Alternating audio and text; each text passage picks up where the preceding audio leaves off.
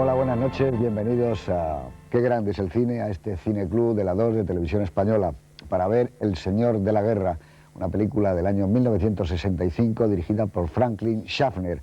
Creo que una breve introducción de Schaffner podría concretizarse en que fue uno de los mayores prodigios, mayores talentos de la televisión norteamericana, de esa generación irrepetible de Sidney Lumet, John Frankenheimer, etc. Pero aún así,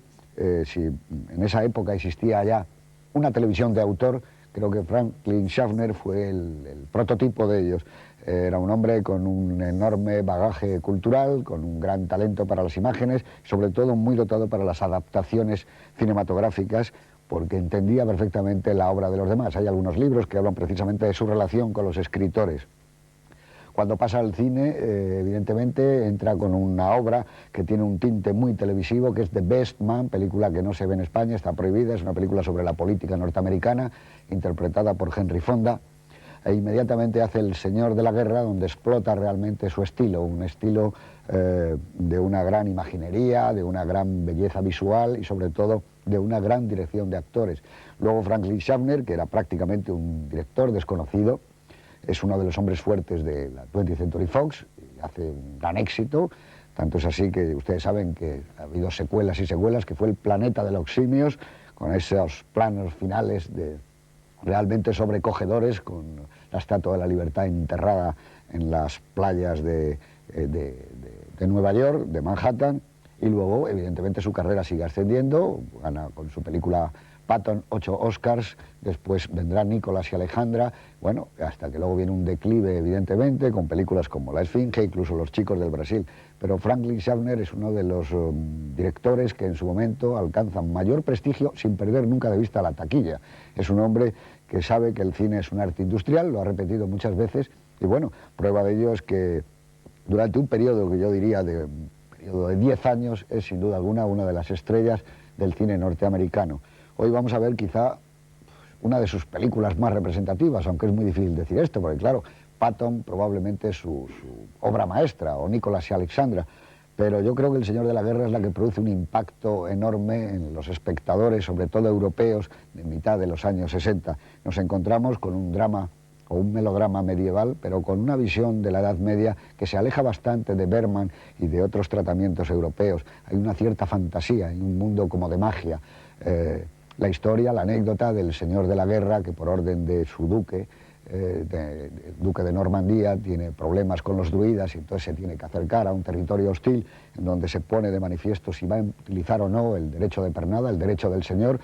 Va dándonos la idea de que lo que vamos viendo no solo es una película de aventuras o una película de amores, sino que uno siente el esfuerzo físico en un asalto de una torre, lo que suponen las armas de guerra, etc. Pero bueno, para hablar de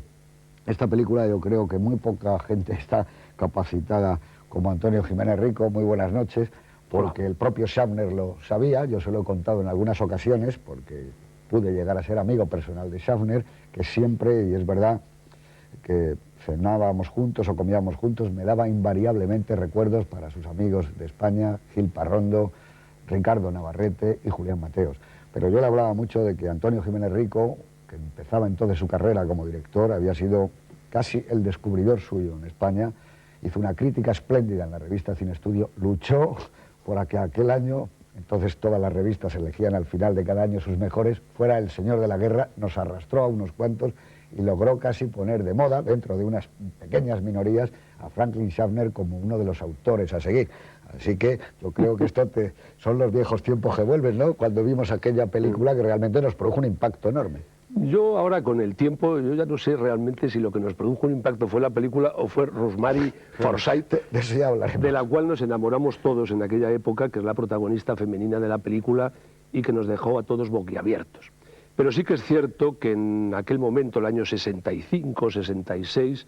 la aparición del Señor de la Guerra, que fue una película no demasiado reconocida por la crítica al uso, ni siquiera por el público, nos hizo ir un poco contracorriente y empeñarnos en defenderla y en situarla en el lugar que creíamos que se merece.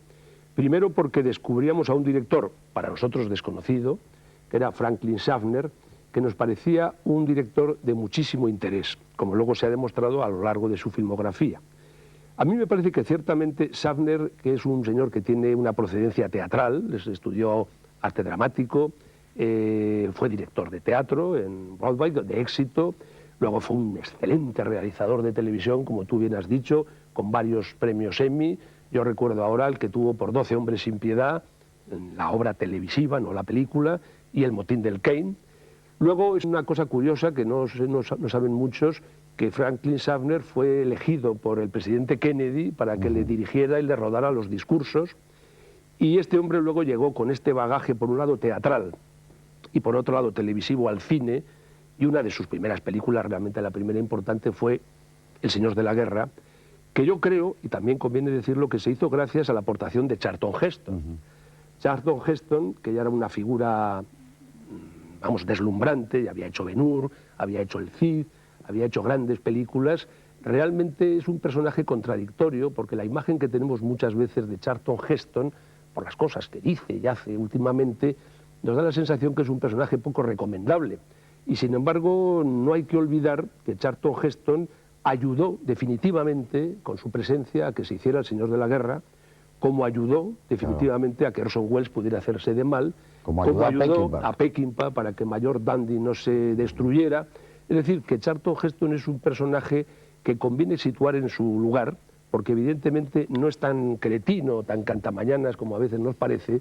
y a lo largo de la historia del cine ha sido su presencia en ciertas películas definitiva para que se hicieran esas películas, como es el caso del Señor de la Guerra. Por otro lado, y aprovecho yo esta oportunidad, yo reivindico un poco a Charlton Heston incluso como actor.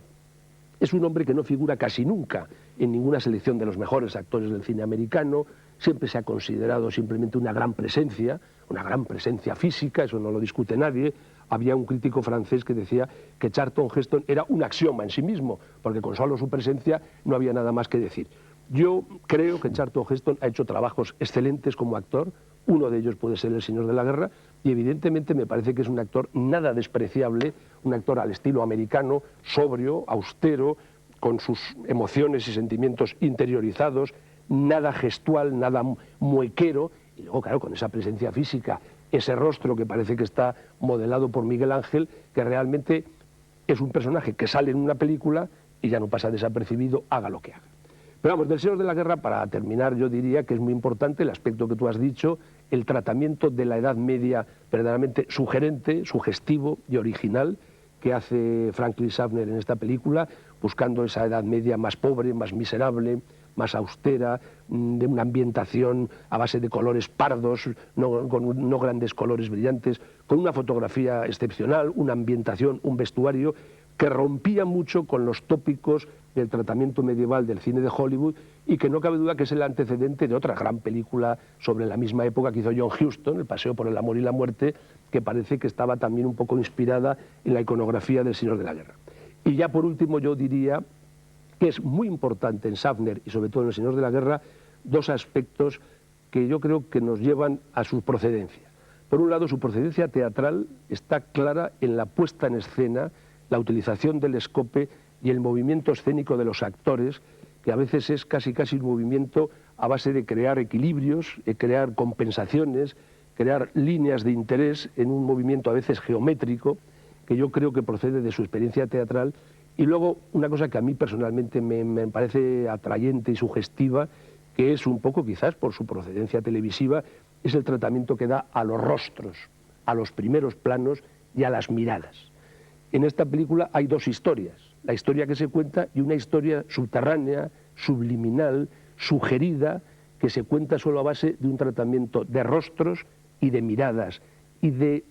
pequeños encuentros entre las miradas, pequeñas complicidades entre las miradas, que a mí me parece que sugieren otra película que no se dice de una forma exterior, pero que está en El señor de la guerra y que la hace, en mi opinión, una película muy sugestiva y que evidentemente los años no han pasado sobre ella, sino que se mantiene con mucho vigor y mucha frescura. Muy bien, muchas gracias, Antonio Jiménez Rico.